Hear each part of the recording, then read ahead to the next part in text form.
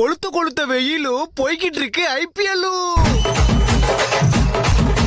பொன்னியின் செல்வன் 2 கேகேஆருக்கு காவு. Lyric writer Vaali stump வந்துச்சு 60 லட்சம் ரூபாய் காலி. 2 மேட்ச் போச்சு, நாளைக்கு பஞ்சாப் கூட மேட்ச். எல்லாருக்கும் சங்கு சென்னை சூப்பர் கிங்கு. ஏய் இப்பதானே 2 மேட்ச் தோத்தீங்க, அப்போ ஆட மாட்டீங்களா? ஓட்ட வட முறுக்கு பால போய் பொறுக்கு. ஓரமா போய் நில்லு, எங்க பார்த்தாலும் எல்லோ.